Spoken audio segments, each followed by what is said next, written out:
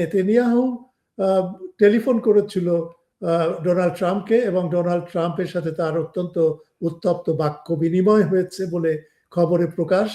এবং এই বাক্য বিনিময়ের মধ্যে দিয়ে জানা গেছে যে নেতানিয়াহু এই যুদ্ধ স্থগিত আছে এই কথা শুনে সে সাংঘাতিকভাবে মর্মাহত, এবং সে আবার পুনরায় ব্যক্ত করেছে যে যেন ডোনাল্ড ট্রাম্প আক্রমণের জন্য প্রস্তুতি নেয় এবং ইসরায়েল সেই আক্রমণের জন্য প্রস্তুত আছে। আর অন্য যে দিকটা, মিলিটারি দিকটা, সেটাও কিন্তু গুরুত্বপূর্ণ, সামরিক দিকটা।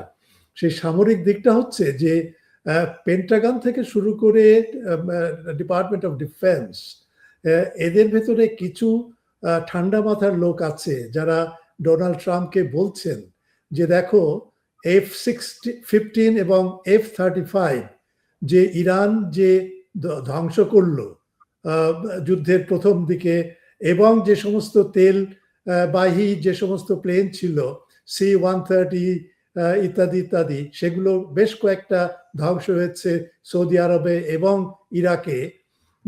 এটা থেকে এটা বোঝা যাচ্ছে যে ইরান কিন্তু বুঝে গেছে যে আমেরিকার প্লেন অ্যাটাক, বিমান আক্রমণের প্যাটার্নটা কি, কিভাবে সে আক্রমণ করে, এবং এই প্লেনগুলোর গতি, তারপরে ডায়নামিক্স গুলো কি, সেটা ইরান বুঝে গেছে। এবং সবাই আশঙ্কা করছে যে এই বুঝটা ইরানের যারা জেনারেলস, তারা এটা পেয়েছে কিছুটা রাশিয়ার সহায়তায়।